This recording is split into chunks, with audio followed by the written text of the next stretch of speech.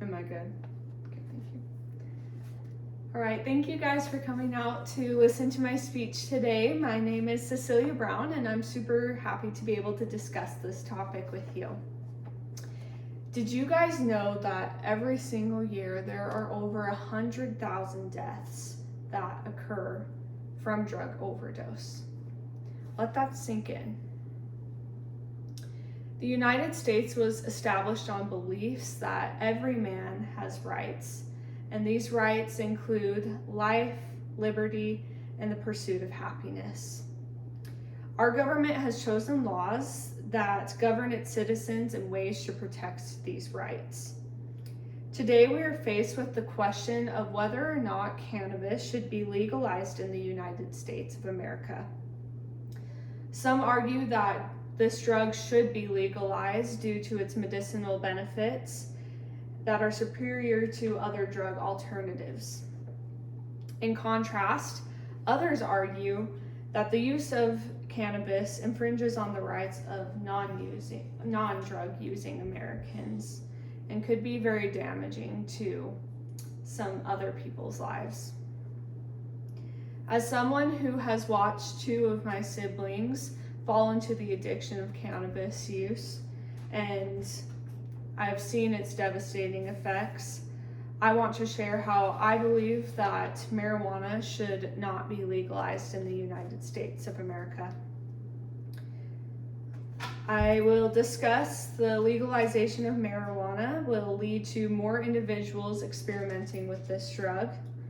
That second, marijuana will act as a gateway drug, leading people to interact and use drugs that are even more harmful and dangerous.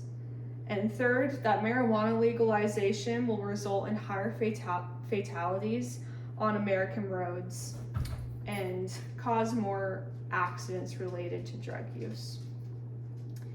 To begin with, the United States is changing in respect to how its citizens view the use of legal status of marijuana.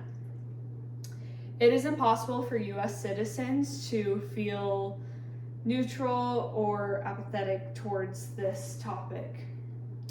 37 states in the United States have already legalized marijuana use. However, even as the legal status changes regarding marijuana use, many people are resistant to its widespread acceptance because they argue that legalization will encourage even more people to use this drug, especially children under the age of 18.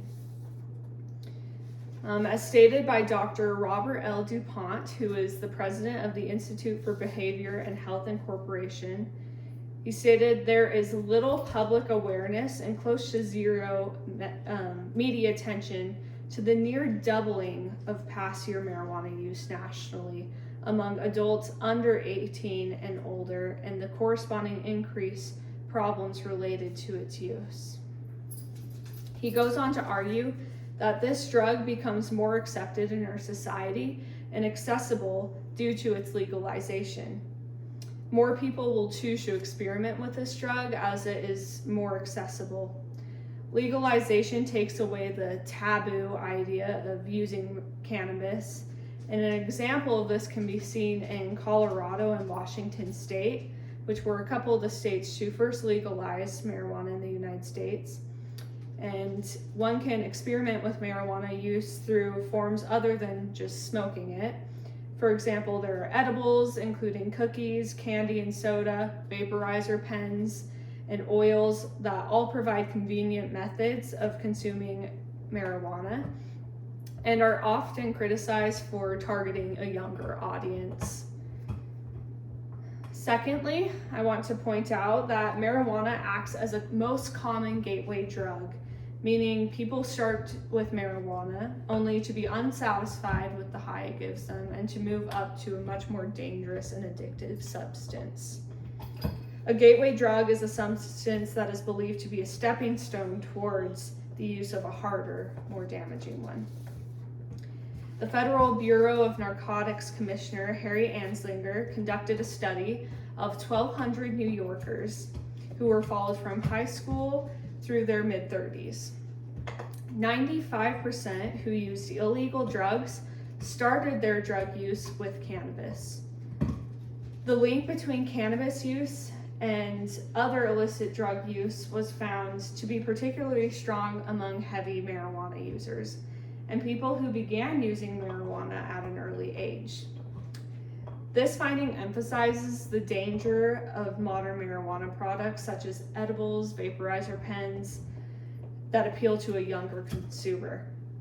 Sadly, the link to early marijuana use and future illicit drugs was proven to be evident with respect to opioids. A 2017 analysis of data from the National Epidemiological Survey on Alcohol and Related Conditions found that, quote, young men and women had used marijuana were 2.5 times as likely to report illegal use of prescription opioids, end quote. Perhaps the strongest argument against the legalization of marijuana in the United States is the price that Americans are paying on the roads. Since the first states in the Union began the journey to legalization, drivers started paying the prices with traffic incidents. Some of these incidents were simply just fender benders, while others led to the loss of innocent lives.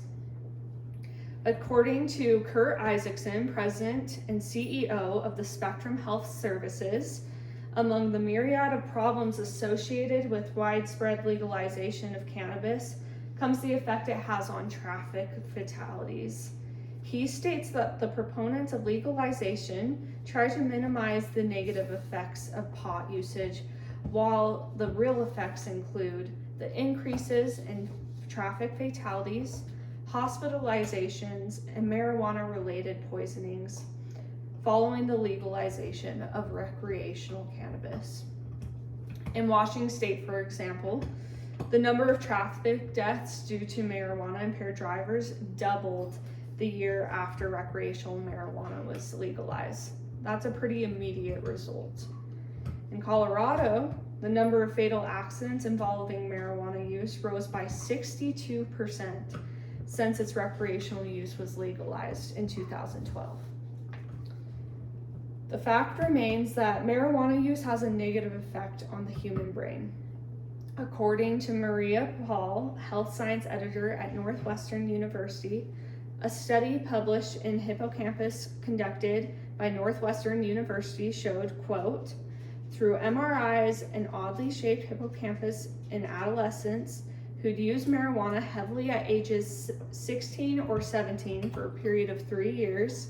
The hippocampus is the region of the brain most responsible for short and long-term memory. Not surprisingly, there was also an accompanied average long-term memory test score reduction of 18% for heavy users compared with those who had not used marijuana before. There's a genuine reason to be concerned that individuals older or younger will deal with severe effects to the brain if they choose to use marijuana, regardless of whether the usage is medicinal or recreational. This experiment of legalizing marijuana in the United States of America is still in its early stages. As time goes on, there will be more evidence regarding the long-term effects that cannabis has on the brain and human body. In conclusion, opinions about whether marijuana should be legalized range from using the drug with absolutely no restrictions at all to using the drug not at all. And I believe that marijuana should remain illegal based on the fact that it would be used by more people in a negative manner than in a positive one. I think that the use of cannabis can be very damaging, and it can be very addictive, and it can really hurt the human body and mind.